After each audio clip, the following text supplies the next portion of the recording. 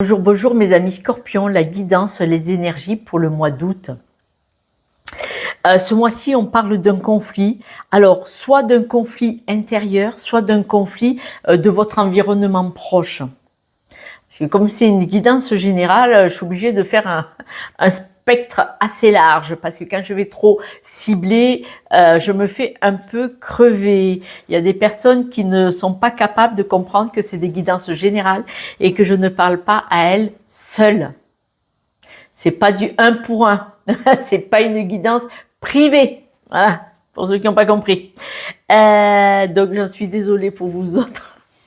Voilà, mais on voit qu'il y a un conflit, c'est-à-dire quelque chose qui ne va pas. Soit c'est à l'intérieur, dans le cœur, il y a des choses là, vous êtes en désaccord entre vos mots, vos actes et ne sont pas alignés parce que l'environnement dans lequel vous vivez n'est pas celui qu'il faudrait, ou en tout cas il ne vous convient plus, même s'il est convenu à un moment donné. Et autrement, on vous dit qu'il y a un conflit, vous avec les personnes de votre environnement proche, donc amical et familial. Parce que les amis, des fois, on les voit beaucoup plus que la famille.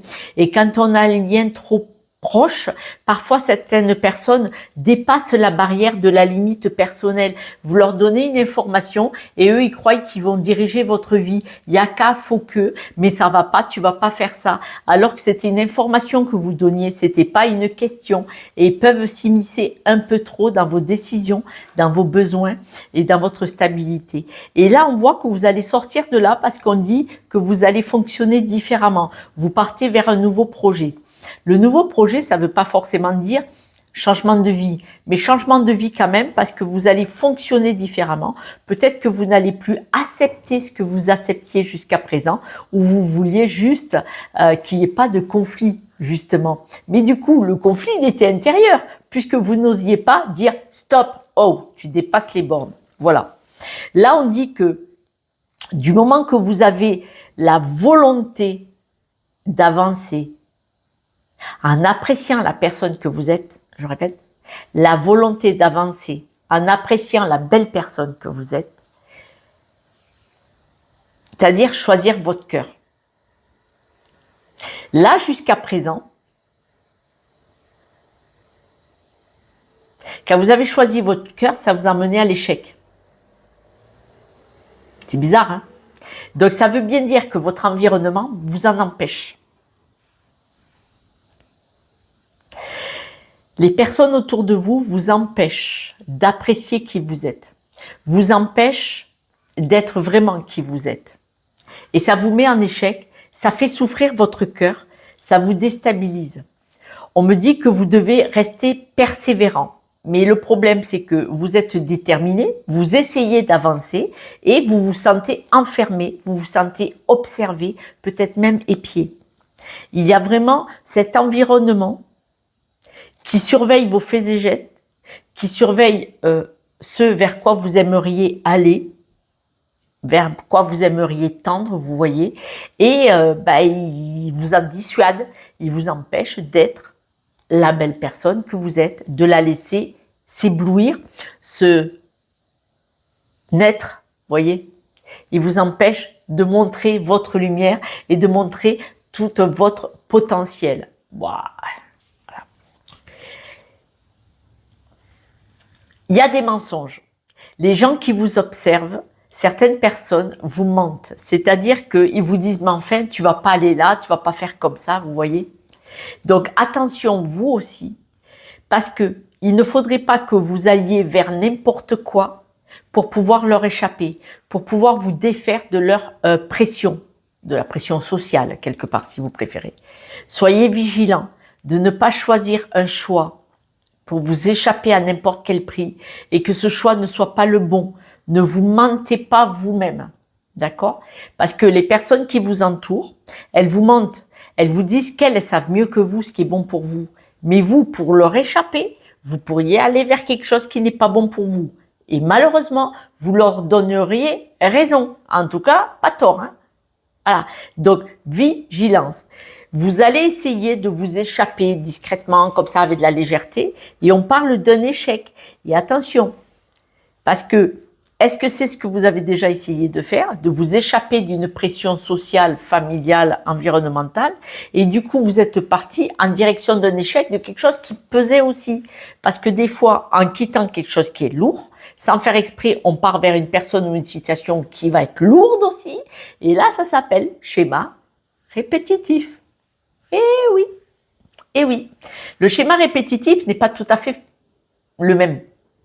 Mais sur la base, sur le principe, sur la racine, ça peut être schéma répétitif et finalement on est au même endroit, dans la même disposition bloquée.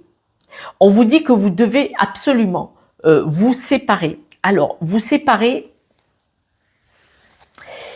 et mettre de la distance. Alors, c'est des hommes. Mais ça ne veut pas dire que c'est des hommes. Ça peut vouloir dire que ce sont des personnes lourdes, avec un caractère un peu autoritaire, directif, pesant. Vous voyez, ce sont des personnes, ça peut être des femmes aussi, c'est pour ça que je vous dis ça, parce qu'on est dans le général. Ce sont des personnes, vous devez vous éloigner, vous séparer de personnes qui dirigent votre vie, qui écrasent la personne que vous êtes et qui vous empêchent d'être qui vous êtes. Ce sont des personnes soit autoritaires, soit directives, soit peut-être menaçantes, soit manipulatrices. C'est voilà. Mais on voit que vous êtes, oh là là, conflit. C'est des personnes avec qui vous êtes en conflit.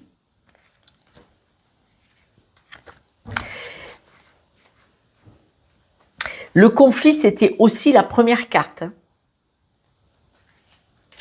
de votre environnement.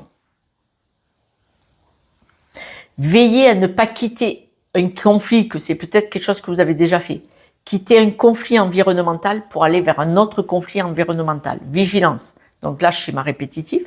Mais les personnes dont vous devriez vous éloigner ce mois-ci,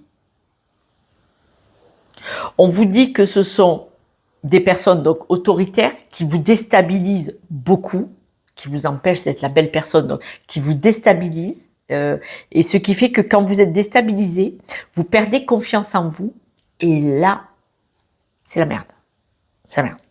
Parce que quand ces personnes-là qui vous manipulent, qui vous écrasent, qui vous éteignent par leurs mots, leurs actions, et voire même plus pour certains, ça peut aller au geste, elles vous font perdre votre assurance, votre guidance, votre lumière. Vous perdez vos capacités à décider parce que vous croyez que vous êtes là, que vous le méritez, ou elles vous font perdre vos capacités de réfléchir librement, seul, en autonomie. Sous influence. Vous êtes sous influence, ça veut dire. Ces personnes manipulatrices, moi j'appelle ça même dangereuses, on vous dit, elles sont toxiques, hein. Bien entendu, elles sont toxiques, bien entendu, mais on vous dit, prenez le temps de comprendre ce qui se joue. Prenez le temps d'observer comment fonctionne cette personne, d'accord?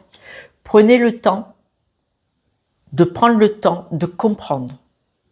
Parce que quand vous allez comprendre, vous allez avoir cette lumière qui va se raviver, qui va se rallumer, et vous allez pouvoir, à un moment donné, sortir un petit peu là comme ça, là, et vous allez pouvoir dire « Attends, je dois entrouvrir la porte pour pouvoir partir de ce mode de mécanisme. » Ce que je vous dis par rapport à moi aux guidances privées, ce que je fais, il est probable que ce genre de mécanisme-là, je vous le dis, mais bon, je ne sais pas, est-ce que vous aviez un parent qui vivait dans les mêmes conditions à peu près similaires?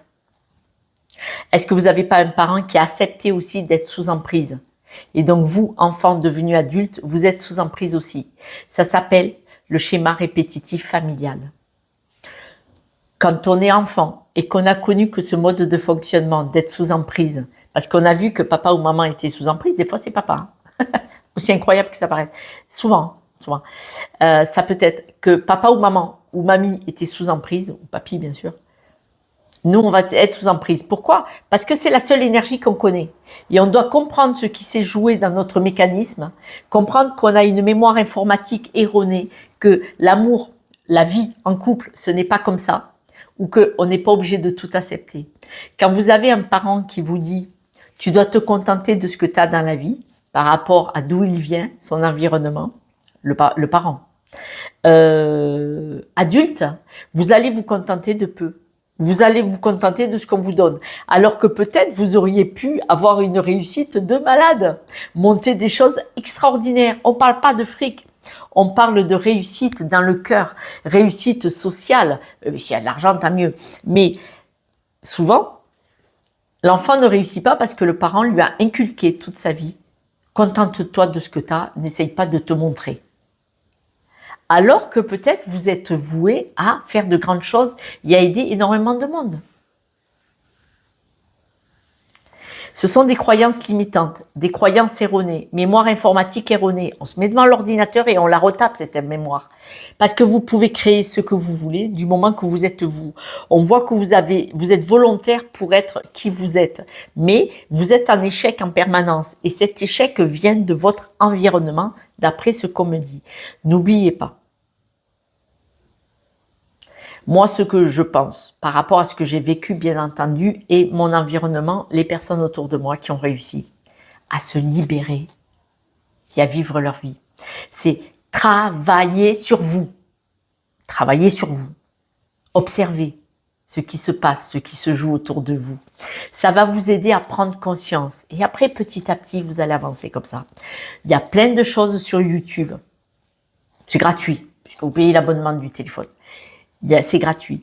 Mais autrement, il y a des livres, il y a des stages, il y a des formations. Mais autrement, ne serait-ce qu'en allant voir un thérapeute ou un coach, vous allez mettre le doigt sur, mais enfin, c'est exactement ce que là-bas, je refais pareil. Pourquoi? Mais pourquoi papa et maman m'ont inculqué ça? Mais moi, pourquoi je l'acceptais? Pourquoi je le vis exactement comme papa ou comme maman? Et en prenant conscience, c'est facile de vous en libérer après. Mais pour ça, il faut une personne extérieure. Vous pouvez le faire seul. Mais avec une personne extérieure, un coach, un thérapeute, ça va beaucoup plus vite. C'est tout. La thérapie, ce n'est pas toutes les semaines, hein. C'est pas comme ça que ça se passe. On n'est pas aux États-Unis où, au lieu de parler dans le couple, on va tout raconter à un étranger et la seule chose qu'on se libère, c'est le compte en banque. On n'est pas aux États-Unis. Ils parlent pas entre eux comme nous on le fait là maintenant. D'accord? Vous pouvez aller vers la liberté, vers l'abondance. Voilà, c'est ça l'abondance. L'abondance, c'est avoir des bons moments, c'est avoir des moments de plaisir, c'est un sourire, c'est un oiseau qui passe, un lézard qui se bronze là, avec la gueule ouverte sur la terrasse. C'est ça l'abondance. C'est les petits sourires et les joies de la vie. Voilà. Et s'il y a un peu d'argent, ben ça fait pas de mal, on va pas cracher dessus. Mais vous devez vous séparer de situations et de personnes, je le dis, toxiques, et qui vous enferment, parce qu'on voit vraiment l'échec, l'enfermement, l'attirance pour les tromperies et les mensonges. De nouveau l'échec. J'ai quand même 2 fois l'échec. Ça fait mal, hein. Mes amis scorpions, là, il y a un peu de légèreté à mettre là-dessus. Ça va pas se passer sans mal. Le mois d'août, on vous en parle. Donc, si vous voyez cette vidéo, si vous vous sentez un petit peu concerné, sachez que vous êtes tombé sur cette vidéo, ce n'est pas un hasard, c'est que vous avez des questions à vous poser.